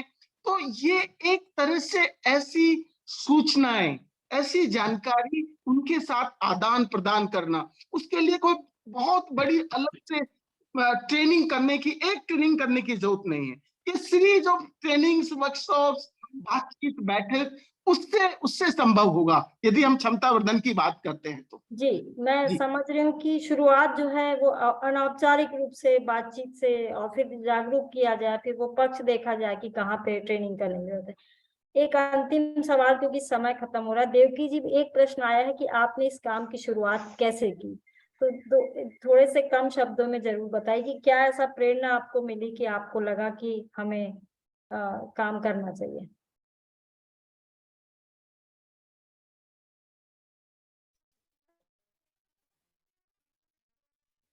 हाँ देवकी जी। गांव की सामुदायिक समस्या को लेकर के हमने काम की शुरुआत किया मैम। जैसे गांव की व्यवस्था को लेकर के, रोड की समस्या, पानी की समस्या, आपके और मन में ये क्यों आया? बहुत महिलाएं होती हैं, आपके मन में ये कैसे आया कि मुझे इन मुद्दों को लेकर निकलना चाहिए या महिलाओं के लिए बात करनी चाहिए? हम अपने गांव के विकास के लिए सोचते थे मैम, इसलिए। और मैं चाहती थी कि मैं हूँ वैसे मेरे जैसे 10 महिला तैयार हो जाएं कि कभी अगर कहीं मैं चले गई तो मेरे जगह में दूसरी दीदी जो है अपनी बात रख सके और अपने गांव की समस्या को आगे लेकर के जा सके। ये हमारे गांव के विकास को लेकर के बात किया मैम, और सामुदायिक समस्या को लेकर के कि हमारे समुदाय में कितने प्रकार की समस्या है। जैसे हमारी रोड की समस्या हो गई, पानी की समस्या हो गई, बोरीबंद की समस्या हो गई, और समुदाय की जमीन की समस्या, जमीन जिसमें जंगल है, अगर हम उसमें बीज की छिड़काव करेंगे तो और भी पेड़ पौधा उग कर आएगा, जो झाड़ बनेगा वो हमारे आने वाली पीढ़ी के लिए काम देगा, जो हमें जरूरत है। फल फूल वाले पेड़ पौधा लगाना शुरू किया। हम हर मोहल्ला में महिलाओं को ग्रुप बना करके, इसमें पुरुष भी शामिल हो जाते हैं। पुरुष भी खुद से आके कुदारी पकड़ के खोदने लगते हैं, पौधा लगाने के लिए सहमत देते हैं। और हमारी सरपंच महोदय दीदी भी हमारा सपोर्ट करते हैं और पंचायत भी सपोर्ट करता है। उसकी मदद से ही हम अपनी आगे की बात रख सकते हैं। और हमको हौसला बढ़ता है कि हमारी बात जब हमारे गांव के लोग, सब बुजुर्ग लोग, सरपंच, पंचायत सुन रहा है, तो क्यों ना हम आगे की और भी सोचे, ताकि हमारी बात पूरा दुनिया सुने और देखे। बढ़िया, ये हौसला। बढ़िया, बहुत बढ़िया देवकी दीदी। 2 सवालों का आपने उत्तर दे दिया। एक तो आपके मन में आया कि आगे कैसे बढ़े, और दूसरी बात आपने कि सामुदायिक संसाधनों को लेकर कैसे आप लोग सामुदायिक जमीनों पे काम कर रहे हैं, रीजनरेशन, पौधे लगा रहे हैं, अगली पीढ़ी के लिए जंगल को आप खड़ा कर रहे हैं। ये बहुत महीन और बहुत बारीक बात है जो आज का उद्देश्य था। तो मैं यहीं पे आप सबको आभार देते हुए, विशेषकर मोहन भाई का विशेष आभार है, देवकी जी का विशेष आभार है, और इस पूरे कार्यक्रम को अमन सिंह जी का विशेष आभार है। और इस पूरे कार्यक्रम के आयोजन में जो इंडियन कॉमनर फोरम है, पूर्णेंदु जी हैं, पूजा हैं, खंजन है, आप सब ने जिस तरह का ये प्रयास किया, और जो प्रतिवेदन के साथ हमारी एक बातचीत है कि हमारा दृष्टिकोण इस भारत देश में कैसा है, समुदाय इस पे किस पे डिपेंडेंट है, से लेकर आज के दिन 24 अप्रैल को पंचायती राज दिवस के दिन उस स्वशासन को याद दिलाना कि वो अपनी ताकत पहचाने और वो उस ताकत के साथ सामुदायिक संसाधनों को बचाने का प्रयास करे, और इसमें सामुदायिक संगठन और संस्थाएं कैसे आगे आए, इसको लेकर जितने लोग आज जुड़े हैं, जितने आयोजन करता है, जितने फाउंडेशन फॉर इकोलॉजिकल सिक्योरिटी का पूरा जो टीम है सबकी, और जितने श्रोता आए हैं आज अलग अलग राज्यों से, मैं छत्तीसगढ़ के बहुत लोग को पहचानती हूँ, मैं देख रही थी मनरेगा के लोग भी जुड़े हुए हैं, संस्थाओं के लोग भी, आप सभी का बहुत आभार है। दो चीजें आपको मैं फिर से याद दिला रही हूँ, एक रिपोर्ट है लिंक में, आप जरूर उसको पढ़ें, आपको बहुत अच्छी जानकारी मिलेगी। और दूसरा जो है कि इंडियन कॉमनर फोरम में इन चर्चाओं को आप लगातार बनाए रखें, तभी हम नीतिगत बदलाव की ओर लाएंगे और स्वशासन को खड़ा कर पाएंगे, जो आज के दिवस का बहुत बड़ा उद्देश्य की पूर्ति होगी। बहुत बहुत धन्यवाद आप सभी का।